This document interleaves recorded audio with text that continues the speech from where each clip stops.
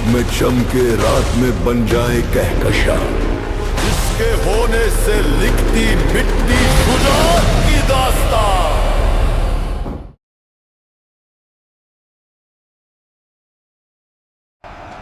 23 मार्च तारीख का वो दिन है जब 1940 में लाहौर के मंटो पार्क में एक ऐसा फैसला किया गया जिसने बर्रे सगीर के मुसलमानों के मुस्तकबिल की समत मुतय्यन कर दी।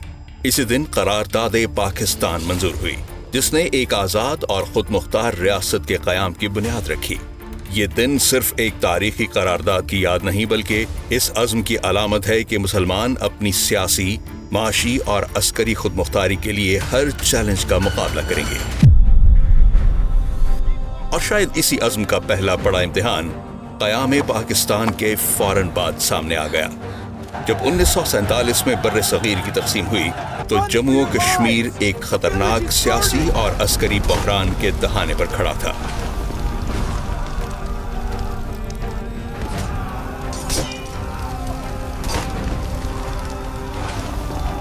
रियासत की मुस्लिम अक्सरियत पाकिस्तान के साथ इल्हाक चाहती थी, मगर महाराजा हरी सिंह इस फैसले को मुसलसल टालता जा रहा था।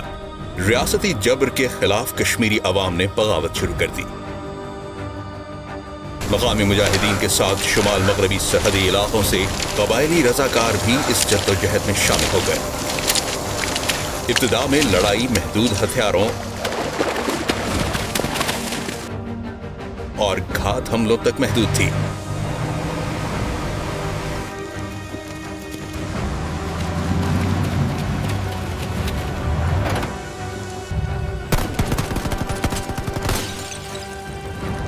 लेकिन 27 अक्टूबर 1947 को सूरत हाल यकसर बदल गई।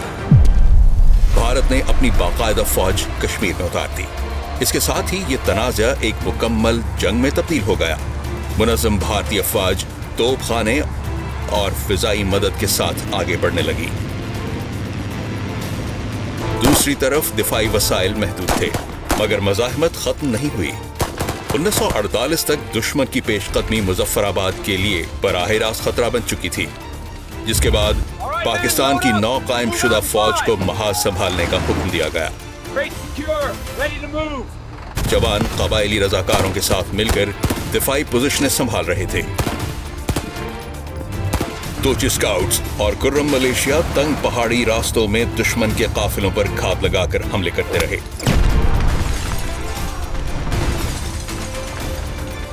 कई मकामात पर लड़ाई इंतहाई करीब फासले पर लड़ी गई, जहां राइफल फायर, मशीन गनों और दस्ती बमों की गूंज पहाड़ों में गूंजती रही। चिखोटी का महाज मुजफ्फराबाद के दिफा की सबसे अहम पोजीशन बन चुका था।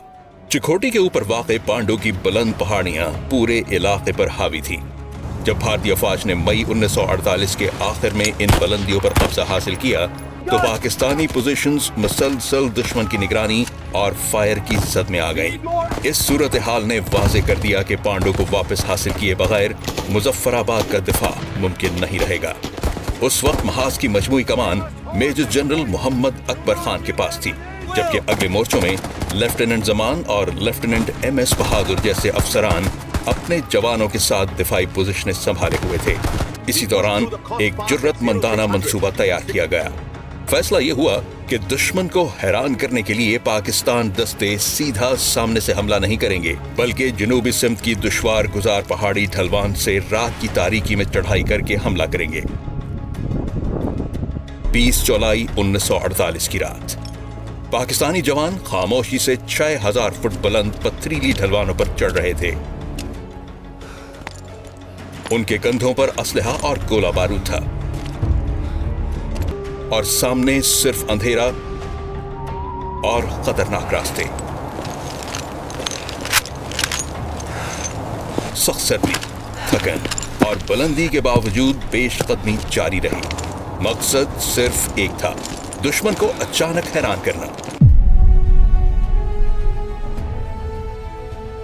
तुलुए फजर के वक्त मेजर AH आफरीदी की क़यादत में पाकिस्तानी दस्ते दुश्मन की पोजीशंस के करीब पहुंच चुके थे।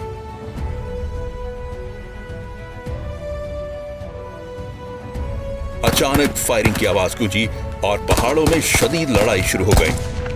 मशीन गन पोजीशंस पर कब्जे के लिए करीब फासले की जंग लड़ी गई, जबकि दुश्मन के जवाबी हमलों को राइफल और मार्टर फायर से पसपा किया गया। इसी दौरान कबायली रजाकार दस्तों की क़यादत कैप्टन खालिद खान और सूबेदार काला खान कर रहे थे। उनके दस्ते पहाड़ी रास्तों से दुश्मन के अक़ब में दाखिल हो चुके थे और कुमक और रसद के रास्ते काट रहे थे। लड़ाई कई दिन तक जारी रही। पहाड़ों में वक्फे वक्फे से फायरिंग, मार्टर धमाकों और मुसलसल दबाव ने दुश्मन को थका दिया। भारतीय फौज की कमान इस महाज पर ब्रिगेडियर खन्ना के पास थी, जबकि मजमूई ऑपरेशन में 161 और 77 ब्रिगेड्स शामिल थी। शदीद झड़पों के दौरान भारतीय अफसरान कमांडर शेर सिंह और लेफ्टिनेंट जसवंत सिंह भी जख्मी हुए।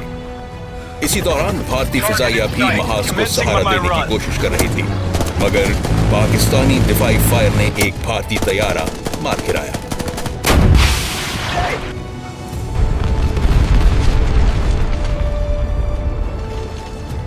जुलाई 1948 की रात तक पाकिस्तानी अफवाज ने पांडों के गिर्द घेरा मजबूत कर लिया था। राब्ते मुनक़ता हो चुके थे और मुहासरे का एहसास भारतीय फौज पर वाज़ेह हो चुका था।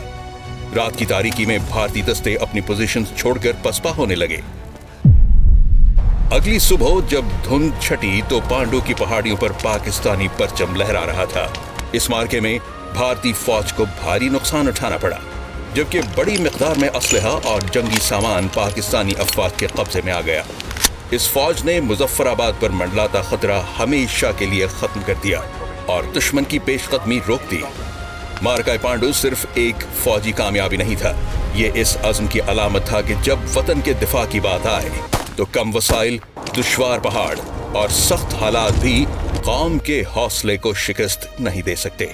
और शायद यही वो अज़्म है जिसके तहत 1947 से आज तक पाकिस्तान की आवाम और अफवाज शाना बशाना खड़े हैं।